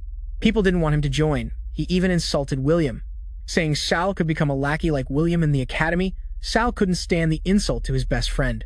William threatened Felix by putting a sword around his neck if he could gather enough teammates. He wanted Felix to kneel and admit he was blind despite having eyes and apologize to William for humiliating him. Felix said Sal couldn't make a meal before Sal killed him. Sal is restricted from killing him, but he could report to Chris, who would take strict action. Felix wasn't afraid of Sal's warnings and asked him to speak out. After finding his teammates, he forgot that Sal was the main character only for a moment. He formed a team of 4 members. Andrea and Gloria stepped forward and agreed to join his team. Sal flaunted his demonic aura and reminded Felix to kneel and apologize. They proudly stepped out, leaving behind the whispers of the soldiers. William hesitated a bit, thinking they were doing too much for him, but Sal advised him. He shouldn't hesitate when he hasn't done anything, and our main character, Sal, would never do anything wrong. On the other hand, Felix was furious and wanted to kill Sal, but the rules held him back. His master instilled in him that he should turn this anger into strength and kill Sal like a god of death. The 4-man team was transported to the Melissa forest, where the legacy of a mysterious sorcerer was hidden, which no one had successfully found, due to territorial control being in the hands of the Academy for centuries. This dense forest consisted only of mountainous woods, with its exit at the lake on the mountaintop. The bottom of this forest was said to be the most dangerous, with magical beasts at a nightmarish level. Comparable to the saintly sword masters near the peak, only low-level monsters existed, while near the pond, there were unmatched monsters that only attacked when provoked. Night fell, and they moved forward when Sal sensed the presence of something and warned William. Andrea and Gloria, a group of students, were running toward them with some monsters chasing after. This group of monsters was the insect army of Melissa, which was hard to escape from, so William suggested they just leave the active path. The Green Guardian girl was quite outgoing and said they had run and changed direction, but they couldn't escape those insects. Andrea used her protective spell and created a barrier to protect herself from the attack. Sal drew out his blood snake and took down those bees. For a moment, they didn't increase his lava blood. Unexpectedly, they were just vile and useless creatures. The other group sighed in relief, so Sal made them feel joy that they were being rescued after being saved by the enemy. The girl with green hair behaved strongly and arrogantly. She saw him as nothing but a source of entertainment. She didn't even consider him a worthy opponent. While she was staggering, she realized they were surrounded by a poisonous aura and monsters. They became alert as these monsters didn't seem normal. However, Sal remained arrogant as always, thinking he just needed to take them all down, surrounded by frenzied monsters. And Sal Cooper showed why he was the main character in his story, the Blood Demon Sword technique of the Cooper family. It was a type of swordsmanship legacy with blood magic at its core. Because it used magic instead of physical strength, the Blood Demon Sword techniques were bizarre and unpredictable. Blood mages could enhance their magical abilities with a death. Magic in the blood, if used under the techniques of the Blood Swordsman, could only make the swordsman stronger. Sal faced a fierce monster using his blood techniques, and then used the blood of the beast to create a few swords and directed them to stab into the mouths of other beasts. But as usual, the only issue with blood technique is the malice of disease for the living sword spirit, trying to surpass Sal, and he released a whirlwind of blood and pain. Andre created a barrier and protected himself from Sal's bloody attack. Gloria wondered if Sal's condition was similar to that in the Bandit hideout, but Andre thought it was somewhat different. Starlight didn't care about Sal and shared her opinion that those who practice blood magic tend to go insane. The first 2 heads also went insane due to blood magic, and the current head became a silent holy sword to isolate the influence of blood magic on his family. Andre asked Starlight to combine Starlink with her, but Starlink didn't want to do that because of Sal. Suddenly, Andrew fell into Sal's spiritual world again, where the sword spirits were sitting like Sukuna in Yuji's mind. He felt sorry for Andrea as she was risking her life for others. She asked him about what he did with Sal, and he replied that he wasn't responsible for that. It was Sal who ate something he shouldn't have, and the first Cooper he created was killed by the same thing. He suggested that he sow a demon seed into her heart, and in return, he would show her how to save Sal. She was willing to go that far to save Sal, which made him laugh. Andrea used a purifying technique and reached out to Sal's soul, which helped Sal regain consciousness, and the demon was still in the blood outside his body. The sword spirit became good for the first time, and taught Sal to recognize the difference between blood and identify which one made him lose control. Sal followed his advice and created a whirlwind. Something like a red crystal began to appear from the whirlwind. The demon spirit warned Sal that if he let this into his blood, it would take Andrea's life. Then the spirit left. Sal was completely sober and took down the beasts with his fire sword. The blood from the crystal also worked very effectively and took down the beasts. After defeating the enemies, William picked up the crystal and put it into a bag. They saw a light cross the sky like a 5-star character being unlocked in Genshin Impact. In fact, it was a half-saint level boost sent in the challenge. A guy named Olivier, who was a master of the golden sword, landing on top of the hill with a few beasts surrounding him. He was powerful, as described by his level. He sliced through those beasts with a single strike like Zoro, cutting down his enemies in an instant. He seemed to have ill intentions regarding Sal and wanted to bring Sal's corpse back, to please Sandrew and earn his favor. Oliver had a special magical item designed by the Academy. This will help him find Sal and kill him. The group of students saved by Sal and his team. They arrived there with Sal and saw Oliver. All the students were excited because Oliver came to rescue them. For Oliver, it was hard to kill Sal in front of so many students, but he thought the students would appreciate him. When he revealed Sal's true nature, Stahl also realized his murderous intent. But it was too late as Oliver attacked him, causing chaos everywhere. It's cute that he thought he killed Sal and got too confident, but our main character isn't that easy to defeat. Stahl appeared out of nowhere using his blood magic and mocked the skills of the Holy Sword Master, which Oliver had used to kill Sal. This made Oliver angry. And he tried to kill Sal again with another technique that Sal couldn't detect, which Sal had learned from the Blood Demon earlier. Magic to detect toxins in his bloodline, but Oliver didn't use poison. By truly understanding the mechanics of Oliver's techniques, Sal could also replicate others' actions and techniques. In the future, Sal couldn't handle these techniques, and as Oliver's sword approached Sal's face, Andrea created her fat cat magic shield around Sal, pushing Oliver away, where William attacked him, and at the same time, Sal came from behind to attack Oliver. Oliver pushed them away and used his trump card, sending shockwaves or signals to the lake. After a moment of pause, a giant first-stage dragon monster emerged from the lake. Startling everyone, Oliver disappeared from the scene, creating a battlefield for the students and revealing his true nature to the students who admired him. A tense situation fell upon the students and their morale dropped. Witnessing their professor's betrayal, Sal and William stood up to end the monster's attacks, and Sal ordered Gloria and Andrea to protect the students even though he didn't want to. But they are still human, and our main character has humanity in him. Andrea created a witnessing wall for protection. Its name is as terrible as all her magic techniques, asking William to hand over the crystal because even though this is a trial mission, they have to kill the monster. Otherwise, he would fail the mission, which is a disaster-level monster. So if Sal uses the Blood Demon blades, there's a chance the Blood Demon will control his body. So he decided to use swordsmanship with silver-grade magic. He asked William to cover for him, because he needed a bit of time for the technique, but William's confrontation with the monster dragon fell into an impossible situation, and now, the monster dragon's focus was on Sal. The dragon attacked Sal, but Sal wasn't ready yet and needed more time to absorb the blood magic crystal. So William protected him. It was tough for William to handle the monster dragon alone. So, Gloria supported him by using the sword dance, but that also drained her energy, and she lost consciousness. Sal saved her from falling and made a legendary comeback, defeating the monstrous dragon with the move Bloodfire Serpent Fury. Then he approached the students, but a student named Louis stood up with a sword calling for Sal.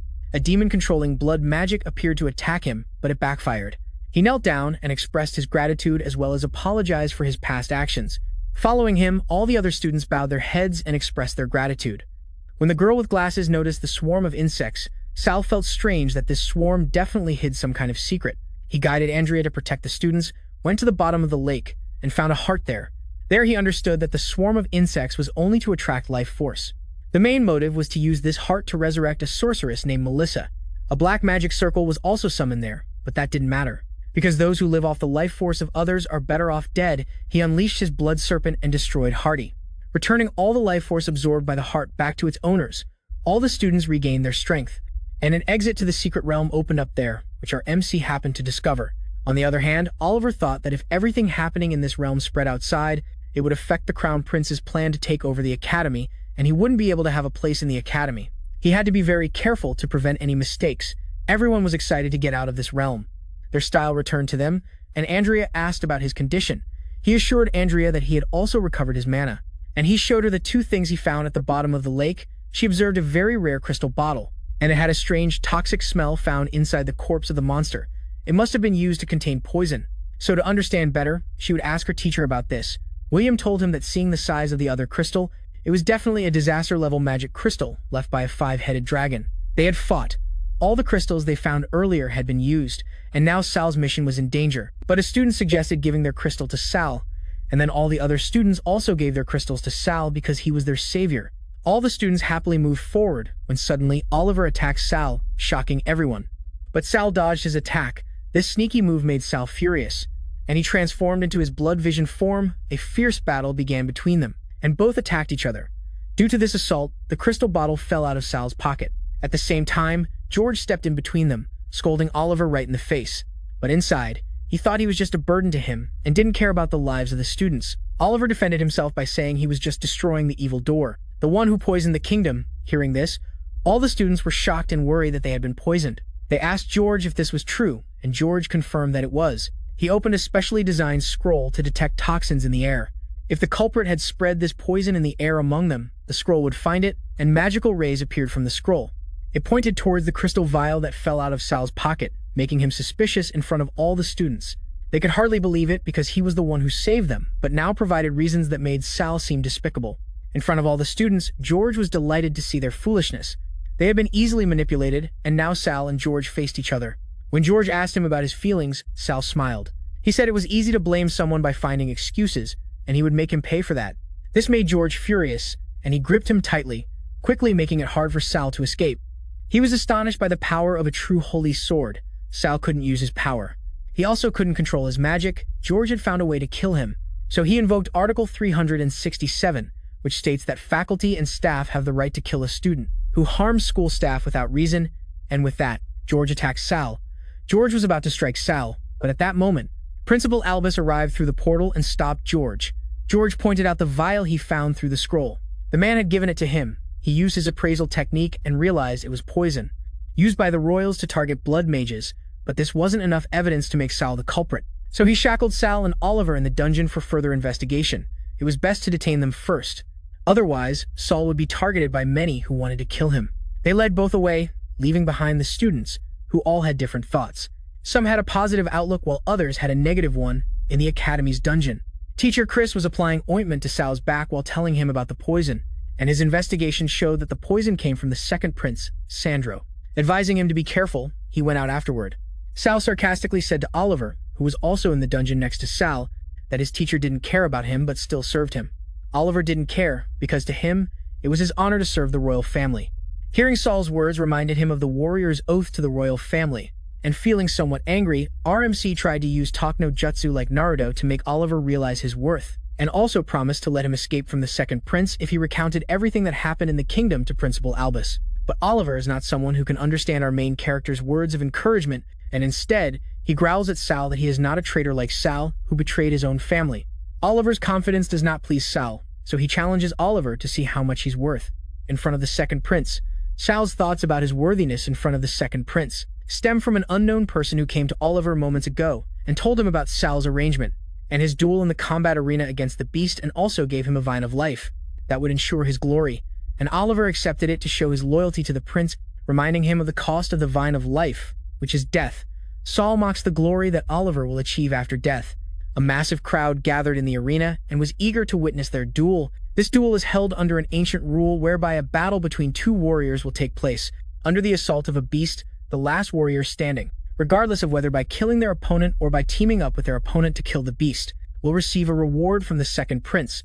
The final battle begins with the awakening of the beast. Oliver first attacks Sal by belittling him that he has seen his blood, the magical techniques in the arena, but Sal proves otherwise by blocking his attack. His body has fully recovered, so he applies the sword technique, silent/learn from Chris, into action, which proves very difficult for Oliver. Oliver has not taken the medicine that the second prince gave him yet, so to provoke him to take the medicine, the second prince, who is also sitting there envisioning the match, calls Grace, Oliver's mother and also the second prince's chef. The motive for the second prince to make Oliver take the medicine has succeeded. Upon seeing his mother there, he swallows the medicine for his mother because if he doesn't, the prince will make things worse for her. With his serious form, he rushes forward, and while fighting Sal, he unexpectedly asks Sal to help him separate his mother from the second prince, and in return, he will help him deal with the vines underground. This also shocks Sal and hits Sal hard, sending him flying, saying that his mother can only be saved by his death. But at the same time, the beast appears behind Sal where Oliver had sent him flying. Staring at Oliver, he unleashes his ultimate move, the fiery blade, and attacks the beast. But what hurts the heart is that Oliver is also attacked by the beast. At the same time he attacked the beast, he gladly accepted death for his mother, and hoped that Sal would save his mother. A crystal stone appeared from the beast. It created a connection with Oliver's heart while he kept pleading to save his mother from the prince. Sal realized why Oliver obeyed the prince but still shattered the stone. Refusing to help his mother, it fueled his determination to survive and protect his family. Surprisingly, Sal found himself healed after breaking the stone while Oliver lay on the ground, unconscious from the blood of the underworld vine that could neutralize the negative effects of the drug, and this blood also splattered onto Oliver, leaving Sal to let him recover. Before Master Chris arrived, the second prince admired the power of blood magic, capable of defeating both the beast and the saint at the same time. This was Sal's moment of victory, a reward, and the prince promised to grant him anything he requested. He also sarcastically mentioned that he could beg for forgiveness for his sins. Sal sought his mother as a reward. The prince couldn't help but ask him about his strange request, whether he wanted his mother for revenge or had feelings for her.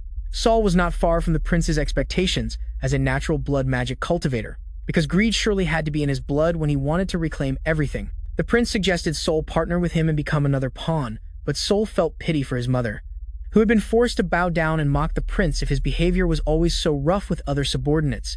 Even after Oliver's death, their family remained unprotected. The prince was calm as if it wasn't a big deal, mocking Oliver's death as part of a strategy, but for Sal, his words didn't matter and he challenged the prince, asking what would happen if he didn't obey him.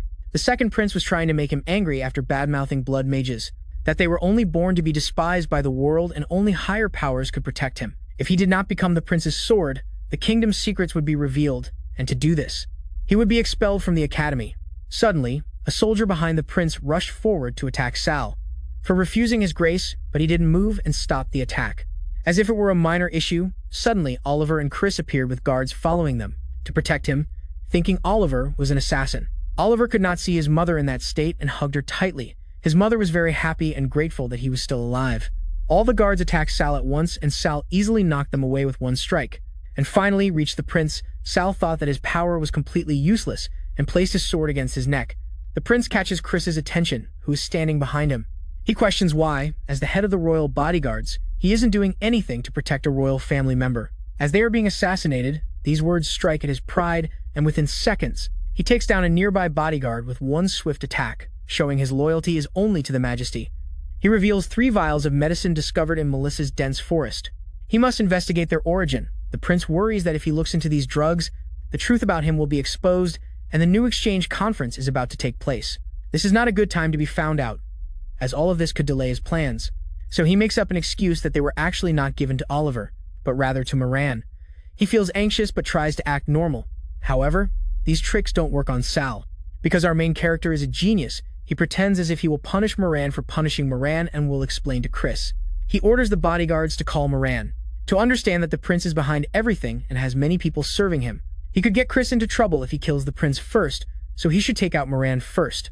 Moran rushes there at the prince's command, but at the same time, Allan arrives to mock Sal. He sarcastically reminds Sal of the Empire's rules, according to which, Moran is an earl and has power. Even if he kills Sal, he just needs to apologize to the Cooper family and pay a compensation in gold, but Moran hasn't killed Sal yet, so he hasn't violated any of the Empire's rules. He apologizes to the prince on behalf of Sal, and the prince also mocks Sal, saying they should keep dogs like Sal in a cage.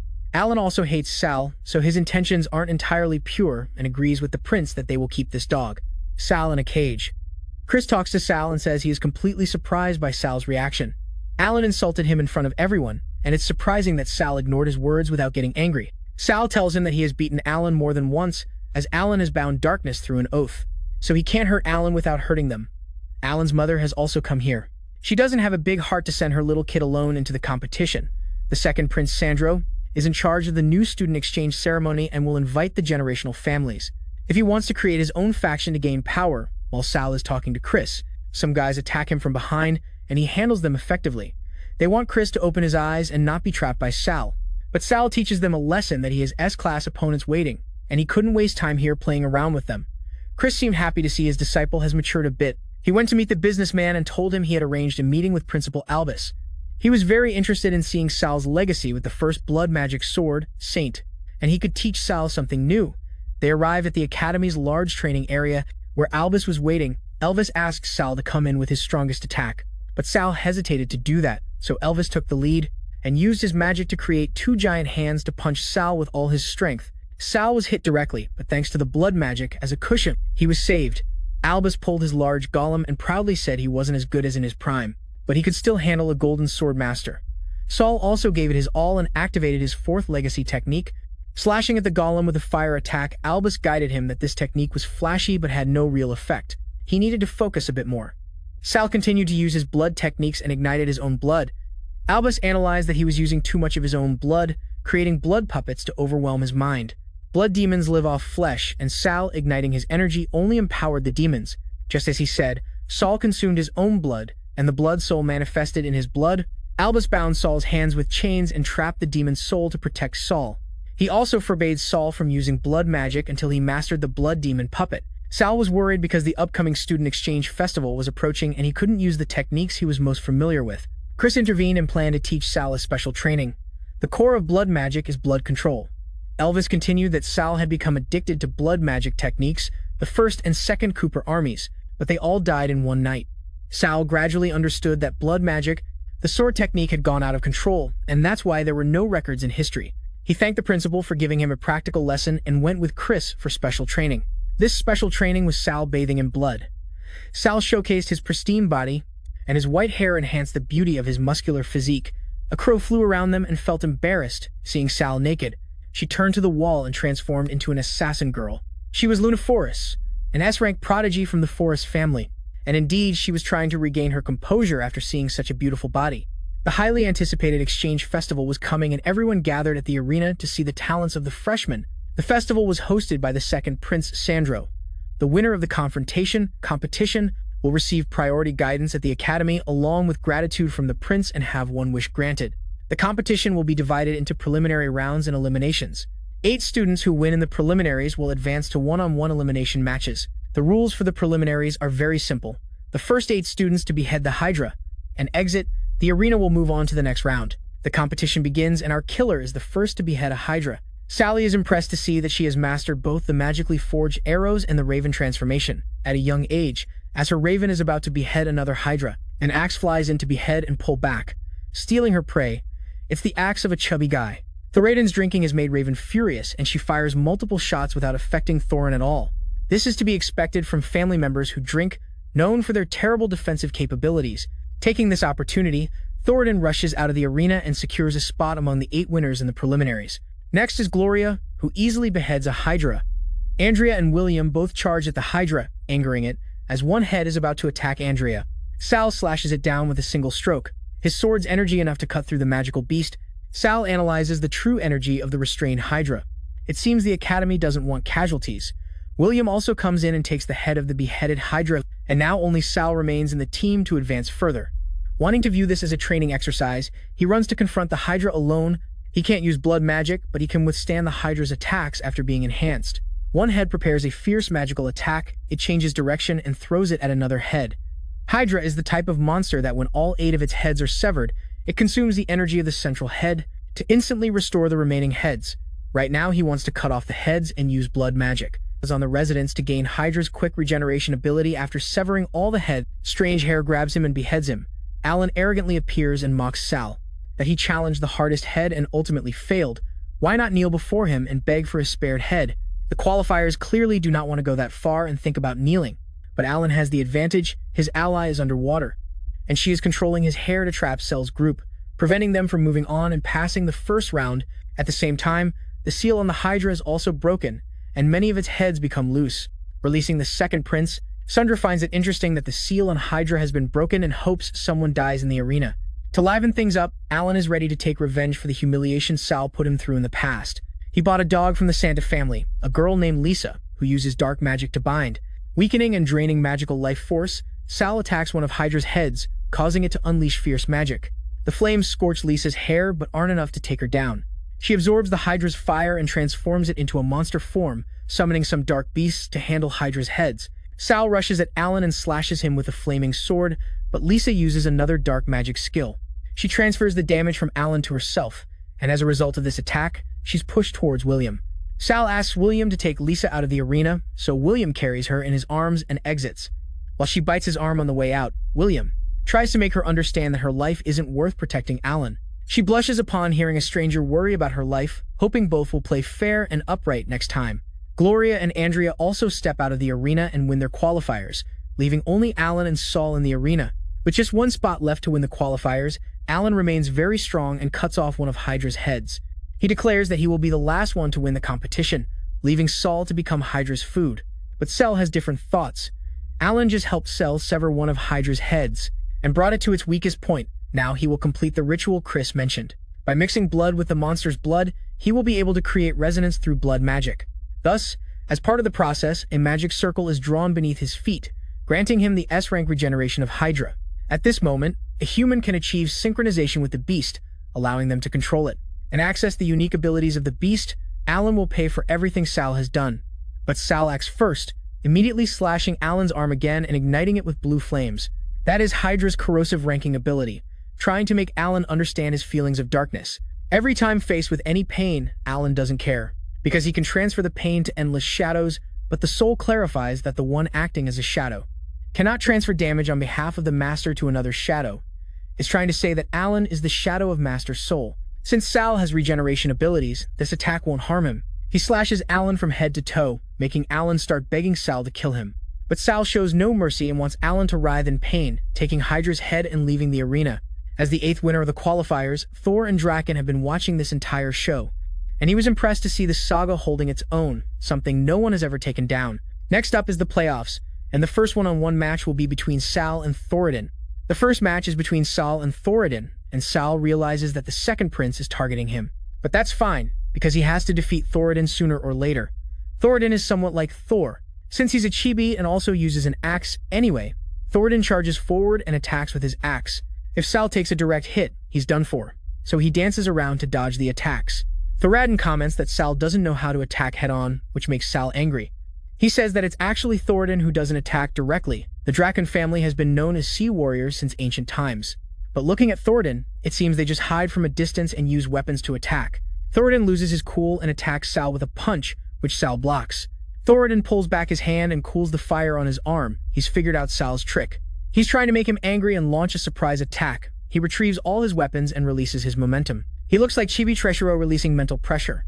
Sal didn't expect Thoradin to have such a pathetic defense. His corrosion has no effect on him. Thoradin charges forward to attack Sal. But Sal uses a blood magic technique, reside, immobilizing Thoradin in place. The trickster, Sal severely injures Thoradin and uses his blood to shoot him and throw him out of the ring. However, Thoradin summons his dragon, Thors, an A-rank monster capable of using magic from 2 elements, ice and wind. Thors casts ice magic and cools the flames burning on Thoradin's body. He rides on the dragon's back. Little did he know that he would summon his own death. Chris has been watching the competition and thinks that summoning a dragon is unfair in the qualifiers, but Hose says Thoradin is a dragon knight and is exempt. So Chris declares that Sala should also be allowed to summon his dragon. Then Thoris throws an ice attack, and Thoradin unleashes a lightning bolt. The second prince, Sandro, is impressed to see Thoradin, a talented dragon knight from the Drunken family. The grandfather of the Drunken family is delighted to hear Sandro's opinion and tells him that Thoradin is the only member of the Drunken family who has formed a contract with a dragon. He has the ability to use Thors to communicate with heaven and earth. To channel the power of thunder from the sky, Thoradin uses his unique ability and channels a thunderbolt from the sky down to Sal. He is confident that Sal is honored to die under this thunderbolt, but he forgets that Sal, like Macy, has protected himself by summoning a magical dragon. They can be immune to any natural magic, and Thoradin and his grandfather gasp in shock. Upon seeing a magical dragon rumored to be extinct, only a natural disaster could help the magical dragon evolve. In Sal's previous life, Allan had a magical dragon, but he couldn't evolve it. However, Sal summoned it and overcame the electric disaster, evolving it into a different form, a Thunderfire magical dragon. He could use 3 attributes: wind, lightning, and fire. The magical dragon charged its energy and threw it at Thoradin, who managed to dodge it. But Sal became a flash thanks to his magical dragon and quickly moved towards Thoradin, who still hadn't gotten up. Sal and his dragon attacked first and gave him an electric shock, winning the first match. The audience erupted in cheers for Sal, and this was the first time he experienced such glory. Thoradin's grandfather landed in the arena in an angry mood and demanded Sal return his magical dragon. Sal heard and declared it was a magical dragon. So he also came down to teach him who that magical dragon belonged to in the world of magic and weapons. The dragon-riding knights were the strongest fighting force. To maintain the balance of power among families, all dragons were exterminated in a single battle, and the remaining eggs were sealed in the Crystal Water City. The key was split into two, and divided between the Cooper family and the Isaac family. The grandfather felt intrigued by the fact that magical dragons were not extinct, and one of them fell into the hands of a wise man. He asked Sal if this dragon had any siblings, and where he got this dragon, he wondered. If the Draken family acquired at least one magical dragon, they would become the leaders of the 7 great families. Sal revealed that it was the last surviving dragon and the other dragon eggs had been exterminated. The old man asked who ordered their extermination, and Sal whispered it could be one. Who wouldn't want the Draken family to return to their former glory? Sometimes surrendering doesn't mean protecting. The old man realized it was the second prince and he wondered why he did that. But Sal didn't explain anything and became the victor. Sal went to meet William and explained. His opponent was a beautiful girl from the Forest family and she was very skilled at setting traps for effective hunting. So he had to use speed to get close and fight at his fastest. Otherwise, he would be in trouble. Both charged at each other. William attacked with his sword and Luna fired small projectiles. Somehow, she looked like Jinx from Arcane. She threw a vine attack and slowed William's movement. He escaped the vines with Super Saiyan strength and charged toward her with a sword attack. She dodged and threw another shot. He countered with his sword. Now William was charging his sword with lightning power. If he can't take down the enemy with this move, things will get risky for him. He swung and showcased his power, but Sal predicted William would fail. He was right. She disappeared from William's attack range and appeared in front of him with a sword at his throat. William was shocked, wondering when she got there, but the troubling thing was he couldn't move for some reason. Sal observed, William was not in good condition. He realized Luna had planted illusion-inducing plants in those vines. From the very beginning, when the winds were destroyed, these plants had grown rapidly, and in William's final attack, he absorbed a lot of spores, causing him to fall into an illusion he couldn't stand on his own. She kicked him off the battlefield. Sal stepped in to catch him, but before he could do anything, Lisa reached out and saved him from falling. Sal was surprised, wondering when they got so close. Andrea also arrived and tried to restore William's health, but she couldn't eliminate the illusion energy in his body. Sal came up with an idea and asked Lisa to use her dark magic and give William a little shock. She followed the instructions and zapped him, so he came back to consciousness. Sal realized she had feelings for William, so he teased her and informed William that it was all thanks to Lisa's magic. He survived. William foolishly thanked her, but she adorably blushed and left in embarrassment. Andrea seemed to be analyzing something. Just now, her magic and Lisa's magic had blended in William's body, and she accidentally caught a glimpse of Lisa's memories. Lisa couldn't protect Allan before, and now she saved William too. So she worried that Allan's mother, Kira Cooper, might punish Lisa. Sal told her not to worry about Lisa. She still had her qualifiers, and Hera wouldn't go too far to harm her beforehand, but he was wrong. Hera had restrained her hands, and she was hitting her with a whip for doing reckless things. The Santa family was famous for their dark magic. They would hunt for poor children year-round and take them to dark temples. Dark magic stems from deep pain and human despair, and there is no such thing as emotion. The Santa family only marked a few lonely souls, lucky to survive through despair and become terrifying killing machines. Lisa was one of them. Right now, Harry Cooper was hitting her and reminding her of her mission. As a member of the Santa family, she couldn't protect her master, Allan, with both body and soul. That's why she deserves to have her hand cut off. Lisa has also lost hope and accepted her punishment. However, our protagonist appears and throws his sword to push Hera away. At the academy, Hera is thrilled to see Sal come to her on his own. She pulls a black magic collar around Lisa and tightens it. She can't wait to put a similar collar around Sal and turn him into her dog. Sal laughs and informs her that there's a flaw in the dark oath made by the Cooper family. So Allan is his shadow and he is the master. She's angry at him for treating her son like that.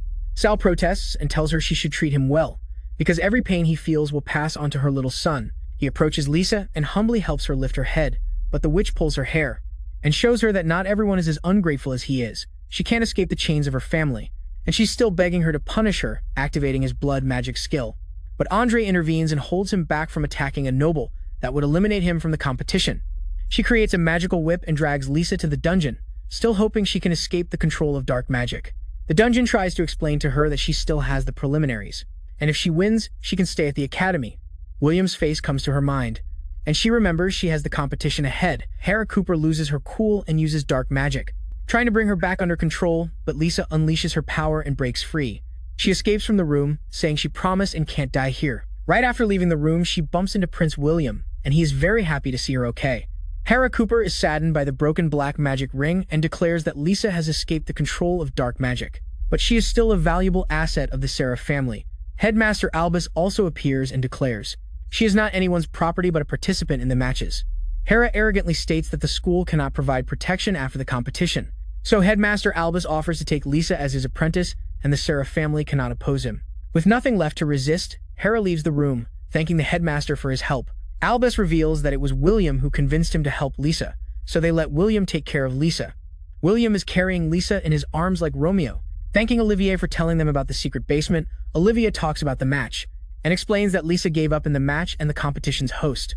Moran announces Andrea as the winner of her round in a different stage match. Gloria faced the Nameless Knight. He surpassed Gloria effortlessly. Even Olivia couldn't recognize the type of skill he was using. There at the tournament, the host Moran was doing his best to count down for Sal and started the countdown. If Sal didn't arrive on time, it would be considered a forfeit. Moran began the countdown, but Sal appeared and smashed his mic with his dragon lightning. The match between Sal and Hottie Luna. Luna took the lead and attacked with her typical charged attacks, and the magic dragon repelled her attacks, even shooting a bolt of lightning at her. She was in a bad spot because of him, blushing and calling his attack cool. Only after the fight, Luna finally got eliminated, and Sal won this round. After realizing the true fear of the magic dragon, second Prince Sundra, and the academy leaders decided to ban the summoning of tamed monsters in the competition. The next match was between Andrea and the Nameless Knight. Professor Cassidy was teaching Andrea that the Nameless Knight had ridiculous defense, and Gloria couldn't hurt him. Sal approached her and asked her to withdraw in case she got into danger. He would take revenge for her. Then Sal wondered who this Nameless Knight was, since he couldn't remember this character from his past life. Andrea initially took the lead and launched 3 attacks with quirky names for her moves. She approached him, but somehow they vanished and had no effect on him. He was now preparing an attack to retaliate against the power of her skills. He created a storm with strong wind energy and knocked Andrea out of the ring. This clarified for Sal that he used wind magic, which not only could absorb the attacking energy, but also borrow the power of the wind for a counterattack. The Nameless Knight became the victor of his round. And the next match was between Sal and the Nameless Knight.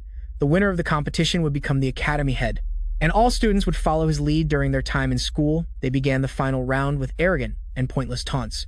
Sal swung his sword and attacked the Nameless Knight, but surprisingly nothing happened to the knight. Something was protecting him. It wasn't like a skill. It was a weapon relying on magic that had been absorbed to recharge. Saldo was allowed to check if this guy was truly invincible. The guy told him not to struggle in vain. The law of justice would bring punishment for Sal because of his cruel actions. He created a whirlwind that spun around Sal, however. Sal snapped his fingers, and his blood calmed the excited wind. No defense was ridiculous.